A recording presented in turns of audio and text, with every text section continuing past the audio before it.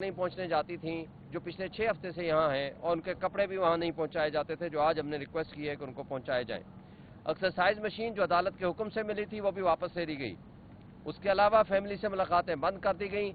Political leadership से, friends से, दोस्तों से, लॉयर से कोई मुलाकात नहीं थी। और ये जो तर्ज अमल इन्होंने अडॉप्ट कर रखा था, इस यजीदियत और फसाइयत पर यकीन रखने वाली हुकूमत ने, ये सजाए मौत के मुल्ज़मान को भी ये हक हासिल होता है कि वो दिन में बाहर फिरते हैं, घूमते हैं, उनको पूरी आज़ादी होती है। जबकि इनके साथ जो जुल्म, जबर, बर्बरियत हुई, ये आज तक किसी साबिक प्राइम मिनिस्टर के साथ नहीं हुई, कभी चीफ मिनिस्टर के साथ नहीं हुई, और कभी किसी साबिक किसी मिनिस्टर के साथ भी नहीं हुई, जिसमें नवाज शरीफ, शहबाज शरीफ, आसिफ अली जरदारी का केस आपके सामने है। इसी तरह उनको 40-40 लोग मिलने आते थे, घर का खाना उनको मिलता था, उनको एयर कंडीशन लगा हुआ था, जबकि इनको जो बेसिक फैसिलिटीज हैं वो भी नहीं मिली। और दूसरा, खान साहब ने जो काजी फाइसा साहब के मुतालिक बातें की हैं वो आपको बता दूं। उनके बकौल जो उन्होंने कहा है और दुरुस्त कहा है कि वो एक लिहाज से जस्टिस मुनीर को लोग भूल गए हैं। वो ओपनिंग बैट्समैन बना हुआ था जिस हवाले से ये जो कुछ हो रहा था, और उसकी बदनीयती ये देखें कि इलेक्शन 90 डेज में होना था आइन के मुताबिक, लेकिन उनको जिस तरह प्रेशर डाल के वहां जलसे किए गए और जिरगा बिठाया गया 3-3 बंदों का, और उन 3 बंदों में से PMLN के लोगों ने बताया कि वो तब नवाज शरीफ वापस आएगा जब चीफ जस्टिस काजी फाइसा बनेगा।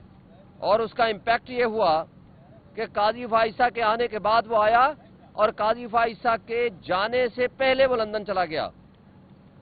और फिर जो कमिश्नर रावलपिंडी ने बयान दिया था, तो वो आपके सामने उसने क्या कहा था। उसने कहा चीफ इलेक्शन कमिश्नर मिला हुआ है या चीफ जस्टिस हमारे साथ इस इलेक्शन फ्रॉड में मिला हुआ है।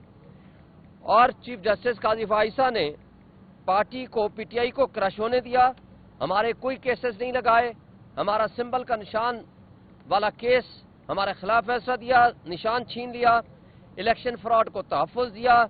इस सारे करप्ट सिस्टम का सबसे बड़ा वो उसके ऊपर शेल्टर होके बैठे रहे। और 3 प्रॉपर्टीज उनकी लंदन में थीं, और वो जो लंदन में प्रॉपर्टीज थीं और नैब तरामीम के ऊपर बैठ के उन्होंने फैसला दिया, चूंकि उनका कन्फ्लिक्ट ऑफ इंटरेस्ट था।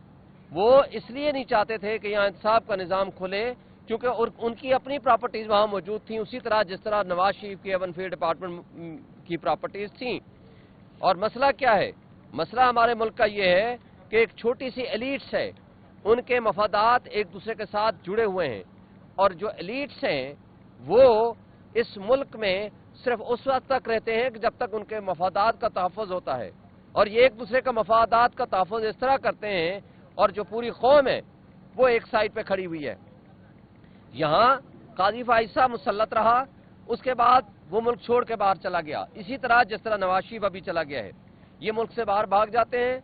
और जब नवाज शरीफ यहाँ प्राइम मिनिस्टर था, उसने 22 मरतबा लंदन के दौरे किए, जिसमें से 2 ऑफिशियल थे, जबकि 20 के करीब उनके प्राइवेट थे।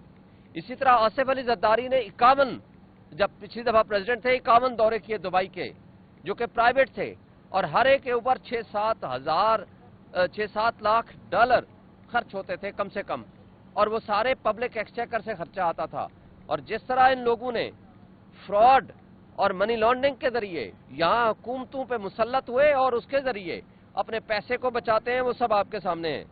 और ये कर्जे के डॉलर हैं जो ये जाये करते हैं, और कौम को उसका रिटर्न करना पड़ता है, कर्जा वापस करना पड़ता है। आज गया हुआ है नवाज शरीफ बाहर, उसको कहे इजराइल के खिलाफ बयान देना, क्योंकि उनके पैसे बाहर पड़े हुए हैं, लिहाजा उनका कोई इंटरेस्ट नहीं है कि मुल्क के मफाद में कोई बात करें। और इसी तरह काजी फाइसा ने जिस तरह हुदैबिया पेपर मिल, जो मनी लॉन्ड्रिंग की बुनियाद थी, उसको बंद किया टेक्निकल ग्राउंड्स पे, और उसमें भी ये सिर्फ नवाज शरीफ को बेनिफिट करने और उसकी फैमिली को बेनिफिट करने के लिए ये मफादात उनको दिए। इसी तरह बदनीयती से जो बुनियादी इंसानी हुकूक की वायलेशंस होती रही, उसके ऊपर वो खामोश रहे। जे जाए कि उस पर इंक्वायरी कराता और वो केसेस लगाता, खा वो इलेक्शन वाला केस हो, खा वो कमीशन वाला केस हो, खा 9 मई के हवाले से हमारे पटिशन थी, उनका कोई सुनवाई नहीं की, और अपनी मनपसंद बेंच बैठा के और वो गलत फैसले करता रहा, जिसके जरिए आज तक हम ये समझते हैं کہ वो जो जजेज आए उनमें बदतरीन जज के तौर पर हम टाइटल उसी को ही देंगे। और इसके बाद जो कमिश्नर ने कहा था रावलपिंडी ने, आज तक उसके ऊपर कोई इंक्वायरी नहीं की। अगर ये इंडिपेंडेंट होता तो उस पर इंक्वायरी बिठाता जिसमें इनका अपना नाम आया था, और आज तक वो गायब है, वो कहाँ है और उसकी कोई स्टेटमेंट सामने नहीं आई, उसके ऊपर भी कोई एक्शन नहीं लिया। और फिर जाते जाते जिस तरह प्रैक्टिस एंड प्रोसीजर ऑर्डिनेंस जारी किया गया और उसके जरिए स्पेशल कमेटी बनाई गई और उसके नतीजे में आर्टिकल 63A की तशरीह की गई, और उस तशरीह के नतीजे में जो इनको बेनिफिट मिला या दिया गया या सहूलतकारी की गई कि 26वीं तरमीम की जा सके, लोटे बनाए जा सकें, लोगों की बेटियों को, माओं को, बहनों को उठाया जाए और लोगों को लोटाक्रेसी के जरिए और पैसे दे के लोटे खरीदे जाएं, तो ये सब कुछ हमने अपनी आंखों से देखा। और इस पे हम ये समझते हैं कि ये सारी की सारी जिस अंदाज से इन्होंने सहूलतकारी का वजीफा ईसा ने की है, ये किसी लिहाज से सूटेबल नहीं है। देखें, और फिर उसके अलावा जब हमने कहा था कि जुडिशरी के जरिए आप इलेक्शन कराएं, तो इसने रात की तारीकी में बैठ के कहा नहीं, यही रिटर्निंग ऑफिसर्स इलेक्शन कराएंगे जो हमारे खिलाफ 3 MPO के कई केसेस के ऑर्डर कर चुके थे, जेलों में डाल चुके थे, और वो करप्ट ब्यूरोक्रेसी के जरिए फ्रॉड इलेक्शंस कराए जिसमें काजी ईसा साहब का पूरा अमल दखल है। अब ये जो कहा जाता है कि जनाब बातें चल रही हैं कि जी डील हो गई, ये बिल्कुल झूठ है। इमरान खान ने न डील की है न कभी करेगा। उसको जितनी आपने ये इस तरह से बंद करके, जो कि जानवरों के साथ भी वो सलूक नहीं रखा जाता जो इमरान खान के साथ किया गया है, इस सब कुछ के बावजूद वो न डील करेगा न डील है। देखें, वो जिद्दोजहद कर रहा है रूल ऑफ लॉ के लिए, वो जिद्दोजहद कर रहा है इस मुल्क के हकीकी आज़ादी दिलाने के लिए, वो जिद्दोजहद कर रहा है इस मुल्क के लोगों को उनका हक के हुक्मरानी वापस करने के लिए, वो जिद्दोजहद कर रहा है इस वक्त जमहूरियत के लिए, हकीकी जमहूरियत के लिए, जिसका मतलब है कि लोगों के फैसले उनके हक में होने, उनके हाथ में होने चाहिए कि किसको हक के हुक्मरानी मिलना चाहिए। और इस वक्त जो वाहिद निज़ाम इंसाफ है उसके ऊपर ये लोग हमला आवर हैं। ये डराते हैं कि जी इसलिए डील कर लो कि ताकि मिलिट्री कोर्ट्स का ना स्टार्ट हो जाए।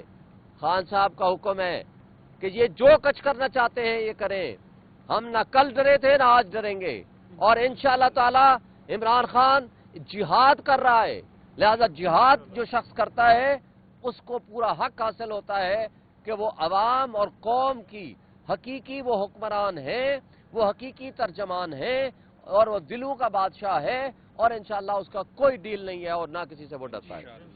शुक्रिया।